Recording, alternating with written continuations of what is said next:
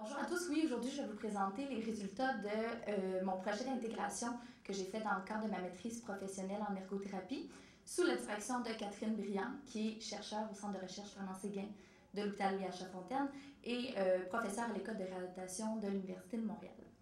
Donc, notre projet de recherche, c'est Réadaps, développement et validation d'un portail d'apps en réadaptation. Donc, rapidement, je vais vous présenter notre équipe de recherche. Comme je vous dis, la chercheure principale, Catherine Briand, qui est chercheur régulier au CERIS, qui est le centre d'études qu'elle a créé, donc un centre d'études sur la réadaptation, le rétablissement et l'insertion sociale, qui est à même le centre de recherche Fernand-Séguin de l'hôpital Louis H. Lafontaine. Aussi, les autres co-chercheurs, Mme Wessamroux, Mme Sabier, Dr. Stitt et M. Pelletier. Bien sûr, nous avons une collaboratrice à l'UH Lafontaine, puisqu'on collabore avec des intervenants et des usagers, qui est Chantal Hamelin. Et moi-même et Mélissa Lalande, qui est ici aujourd'hui, on est étudiante à la maîtrise professionnelle et on coordonne le projet de recherche. Donc, rapidement, le plan de la présentation. Donc, depuis toujours, les professionnels de la réadaptation ont mis à contribution l'utilisation des aides technologiques et techniques pour faciliter la participation sociale des personnes qui présentent un handicap ou des troubles au niveau de la participation sociale. Donc, on peut penser qu'il y a différents centres de recherche ou de centres de réadaptation au Québec qui ont des cliniques où on a accès à des aides technologiques et techniques, mais particulièrement au niveau de la déficience motrice, des déficiences sensorielles, si on pense à des aides à la communication, à la domotique. Il n'y a vraiment rien pour l'instant qui se fait sur le plan de la santé mentale. Et bien sûr, depuis peu, les technologies de la communication puis les APN sont très populaires. Il y a une arrivée des APN sur les grands marchés.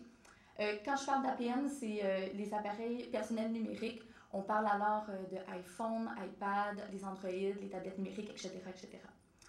Et cette arrivée de tous ces APN-là vont bien sûr amener des nouvelles réflexions sur leur contribution auprès des personnes qui présentent différentes difficultés cognitives et sociales et qui vont avoir une atteinte au niveau de leur participation sociale et de leur vie au quotidien. Donc, au niveau de la cognition, il y a plusieurs études qui ont mis de l'avant l'utilisation des APN pour les personnes qui présentent des troubles cognitifs.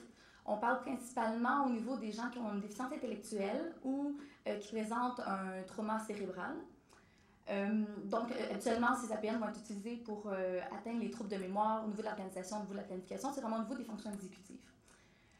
Par contre, il y a peu d'études, très peu, au niveau de l'utilisation des APN pour les personnes qui présentent un trouble de santé mentale grave, et trouble de santé mentale principalement.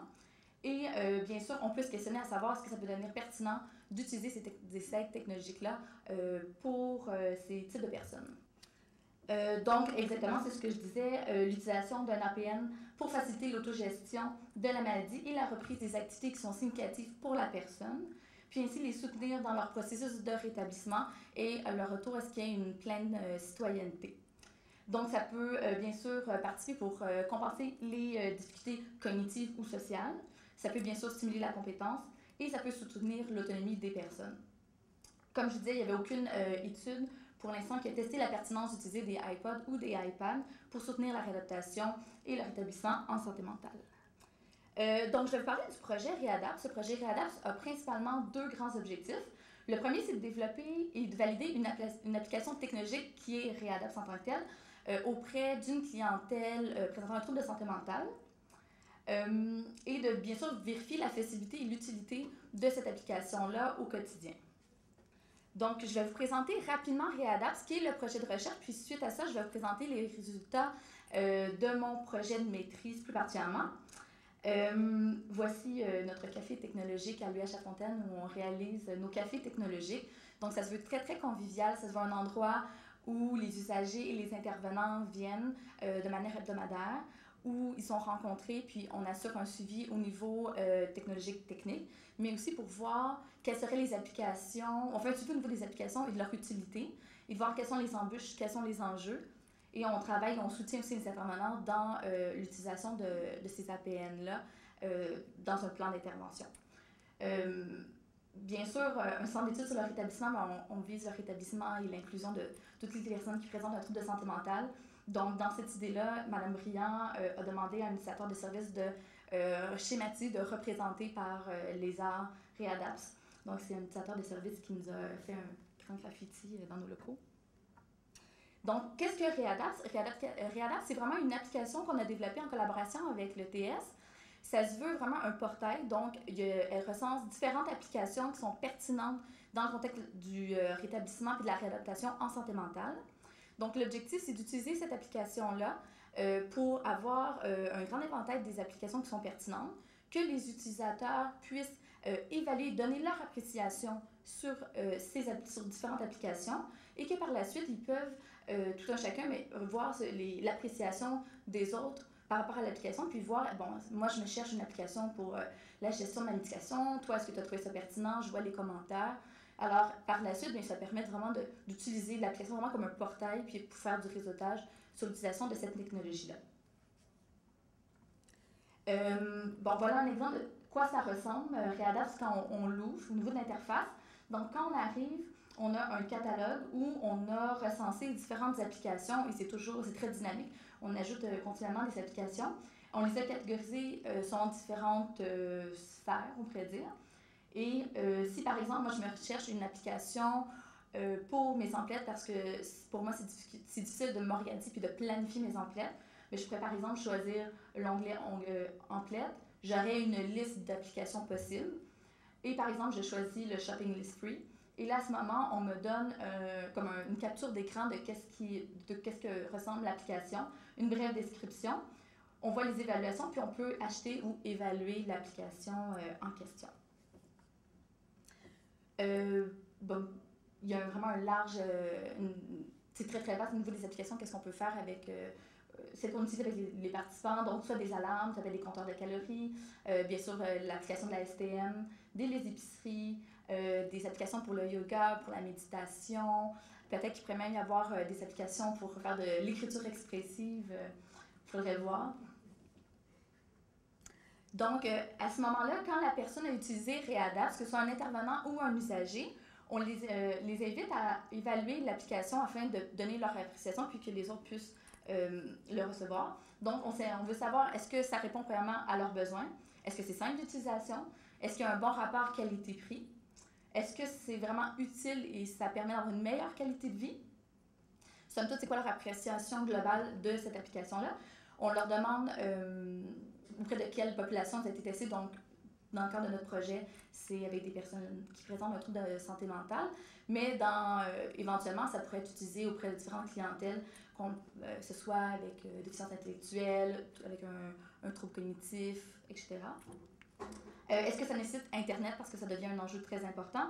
Puis on les invite à donner un court commentaire personnel. Donc voilà rapidement l'interface par rapport à quoi ça ressemble au niveau de l'évaluation. Pour ce qui est de la méthodologie, bien, à vrai dire, présentement, pour la première année, on a 25 participants. C'est moitié-moitié intervenants et usagers. Là, il y a des duos, des triades au niveau des participants. Puis, comme je vous dis, bien, on leur a remis un appareil. Ils l'utilisent dans leur quotidien pendant 6 mois, durant lesquels il y a des cafés télégiques qui se passent et on fait un suivi. Et somme toute, en juillet, quand le premier groupe va avoir terminé l'expérimentation, il va y avoir une entrevue groupe en vue de la deuxième année. Donc, les participants au projet, c'est bien sûr des usagers qui présentent des déficits soit cognitifs et ou sociaux et qui voient leur vie au quotidien, leur participation sociale limitée par ces déficits-là. Et il y a aussi les intervenants qui les aident, qui les soutiennent dans l'utilisation de ces applications-là et qui les aident à personnaliser leur AVN. Donc, je vous ai présenté, somme toute, le projet de recherche Readaps. Maintenant, dans ce projet de recherche, moi, je réalise mon projet de maîtrise. Donc, j'ai 3 principaux objectifs à mon projet de maîtrise. Le premier, c'est d'identifier les études qui ont rapporté l'utilisation des APN chez une clientèle présentant un trouble de santé mentale et de voir les études qui ont documenté ces bénéfices-là. Donc, j'ai réalisé une recherche dans la littérature scientifique avec dans 8 différentes bases de données. Vous avez rapidement les différents mots-clés que j'ai utilisés pour faire ma recherche. Puis, pour mes deux autres objectifs, c'était d'identifier les 10 applications qui étaient identifiées par les personnes en processus de réadaptation, qui considéraient comme les plus pertinentes, qui étaient les plus utiles au quotidien, et d'identifier l'impact de l'utilisation de justement ces APN-là dans leur quotidien. Si j'arrive au premier résultat, il y a peu de littérature sur le sujet, ou vraiment de la clientèle qui présente un trouble de santé mentale. Donc, il y avait 5 études qui rapportent à ce niveau-là. Ce qu'on constate ou ce qu'on apprend de ces études, c'est que ça permet vraiment une meilleure observance, une meilleure compliance, tant au niveau de la médication qu'au niveau des rendez-vous avec les cliniciens. L'APN peut aussi favoriser la prise de conscience de leurs symptômes. Bien sûr, ça peut compenser les déficits cognitifs et les troubles d'organisation, et ça leur permet donc d'avoir un meilleur fonctionnement au quotidien puis une meilleure qualité de vie. On voit aussi une augmentation de la capacité à identifier les pensées dysfonctionnelles, une diminution de l'isolement, de l'anxiété, de la honte, malgré acheter des symptômes négatifs. Bien sûr, ça favorise la communication tout dépendant des applications, la confiance en soi, la motivation, et bien sûr, somme toute, ça peut améliorer l'espoir et d'avoir un meilleur fonctionnement au quotidien. Pour ce qui est de mon deuxième objectif, qui était d'identifier les 10 applications les plus appréciées par les usagers, finalement, on s'est rendu compte que c'était difficile d'identifier parce que les usagers avaient tellement des besoins qui étaient différents, qu'il était vraiment difficile d'identifier 10 applications particulières, puis on voyait qu'il était vraiment, que les applications étaient sélectionnées dans vraiment différentes catégories. Donc, on a trouvé ça plus pertinent. Je trouve ça plus pertinent de présenter aujourd'hui les catégories qui étaient les plus appréciées par les usagers. Donc, on peut très bien voir, je suis certaine que la majorité d'entre vous, une bonne partie d'entre vous ont déjà un APN, puis je serais bien curieuse de savoir si plusieurs de ces applications seraient déjà aussi les plus favorites parmi vous autres. Communication, interaction sociale, tout ce qui est le Facebook, le mail, etc. Information et contact avec le monde extérieur, YouTube, les journaux, l'application de la STM, tout ce qui permet une meilleure organisation de son temps, donc les calendriers, les rappels, les to-do lists, les applications pour la gestion de l'anxiété, que ce soit plus au niveau spirituel qu'au niveau des applications pour permettre de la méditation, une meilleure respiration, etc. Pour diminuer l'anxiété, il y a aussi des forums pour des personnes qui présentent de l'anxiété ou de l'anxiété sociale. Des jeux pour la stimulation cognitive, on a des participants qui sont en gérontopsychiatrie. Et somme toute, aussi, il y avait des applications pour la gestion de la santé physique, entre autres des podomètres. On a les participants, à vrai dire, il y a des gens en ergothérapie, il y a des gens en physio, il y a des gens en kin, il y a des gens en psychoéducation au niveau des intervenants. Fait que je vous dirais que c'est quand même assez diversifié l'utilisation que peut faire l'intervenant avec l'APN avec le client. Pour ce qui est des impacts que présentement les usagers, les intervenants nous rapportent quant à l'utilisation de l'APN au niveau du fonctionnement, il y a tout ce qui a trait au fait que ça me désennuie, ça m'active, ça permet de me mobiliser, ça me permet d'occuper mon temps. Il y en a beaucoup qui disent que ça me permet de mieux gérer mon anxiété. Quand je sens que j'ai vraiment une montée d'anxiété, mais je sais que c'est pas comme une personne, c'est pas comme mon intervenant, mais en même temps, j'ai une application qui me permet de pouvoir me recentrer puis de pouvoir mieux gérer mon stress. On a aussi des utilisateurs qui ont parlé que c'est sûr que ça devenait efficace. Par exemple, entre autres, des intervenants qui parlaient d'au lieu d'avoir mon portable avec moi, j'ai mon iPad avec moi sur l'unité. Ça me permet d'être beaucoup plus efficace, de faire de la rédaction en ligne, de pouvoir travailler aussi une facilité au niveau du transfert d'informations puis des documents. Bien sûr, plus d'autonomie, que ce soit parce que j'ai mon APN avec moi et si je veux savoir, je veux me rendre à un endroit où je vais avoir de l'information rapidement, je peux avoir accès à ça et je peux mieux m'organiser et fonctionner au quotidien, donc je suis beaucoup plus autonome. Donc ça facilite le quotidien, l'efficacité, ça j'en ai déjà parlé. Ça stimule les capacités cognitives, lorsqu'on parle d'applications qui permettent la remédiation cognitive. Ça aide au niveau de l'organisation, de la mémoire.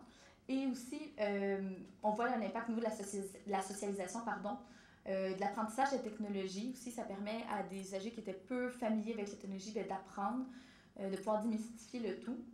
Et ça permet aussi aux gens de demeurer informés et d'améliorer leurs conditions de santé, si je pense particulièrement aux intervenants, des usagers qui l'utilisent dans un contexte de physiothérapie ou de kinésiologie, ou même un intervenant, par exemple, va filmer des mouvements à faire et le patient peut repartir avec des vidéos, il peut réaliser ses exercices chez lui ou faire un suivi au niveau de ses calories ou des podomètres. Donc, ce qu'on a pu observer, surtout, c'est qu'il y avait une grande variabilité, comme je l'ai dit, au niveau des applications qui sont vraiment favorites, et ça associé aux différents besoins et aux différentes fonctions qui sont possibles. Il y a aussi une grande variabilité au niveau de l'impact sur le fonctionnement de la qualité de vie. Toujours au niveau des besoins, mais aussi du niveau du contexte de vie. On a des patients qui sont présentement dans une unité, sont hospitalisés à l'hôpital UH Fontaine. Il y a des patients en clinique externe. Il y a des gens qui sont dans les ressources d'hébergement, des gens qui sont autonomes puis qui sont dans des appartements soit supervisés, autonomes, etc. Donc, c'est sûr que ça influence l'impact, le contexte où ils sont puis ils vivent. Bien sûr, on a des clients qui ont beaucoup de symptômes négatifs, donc c'est plus difficile de se mobiliser puis d'avoir un intérêt pour l'utilisation de ces APN-là, donc ils voient des moins grands bénéfices sur leur fonctionnement. On se rend compte que les utilisateurs qui bénéficient davantage sont souvent ceux qui sont pris en charge par un intervenant dans le contexte d'un plan d'intervention qui est vraiment plus systématique. Si on parle par rapport à des organismes communautaires où c'est plus des intervenants ou des accompagnements, mais on voit que les bénéfices sont un peu moins importants à ce niveau-là. Donc, est-ce que c'est intégré dans un plan d'intervention? Est-ce que l'intervenant est habilité à analyser l'activité, à analyser l'application pour savoir si ça va être vraiment bénéfique ou non? Est-ce qu'il y a un contexte de relation thérapeutique? Et si la personne est capable de bien juger des capacités de la personne en lien avec leurs symptômes? Et bien sûr, il y a tous les enjeux organisationnels et de la personne, tout en lien avec la symptomologie, les hospitalisations, l'accès à un Wi-Fi qui est vraiment très important parce que plusieurs applications nécessitent d'avoir Wi-Fi. Donc, il y a plusieurs usagers qui n'ont pas Internet à la maison, qui n'ont pas accès à un routeur. Donc, c'est sûr que ça devient un enjeu important. Stade d'acceptation de la maladie, l'hébergement, etc. Mais ce qu'on s'est rendu compte, somme toute, c'est aussi que c'est pas en lien avec l'aisance avec la technologie. Donc, il y en avait des usagers qui étaient peu familiers à la technologie, puis finalement ont vraiment bénéficié de l'utilisation de ce genre de technologie au quotidien puis dans leur fonctionnement. Donc, somme toute, en conclusion, les APN sont largement accessibles sur le marché. C'est important qu'on réfléchisse à savoir comment on peut les utiliser auprès de notre clientèle afin qu'il y ait vraiment un meilleur fonctionnement, une meilleure qualité de vie, qui puisse... c'est surtout que ces APN libre marché sont peu stigmatisants, fait que c'est intéressant pour eux aussi d'avoir un appareil comme tout le monde, puis de pouvoir en utiliser puis en bénéficier. Bien sûr, ça nous amène à se questionner, est-ce qu'il pourrait y avoir une reconnaissance par le gouvernement, par les organismes fonctionnaires, pour que ce soit payé par la RAMQ, par exemple, que ce soit financé. Puis, voilà, il semble vraiment essentiel de faire évoluer les questionnements à ce niveau-là. Les références, ce sont les 5 articles qui parlent d'utilisation des APN en santé mentale. Et voilà. Merci.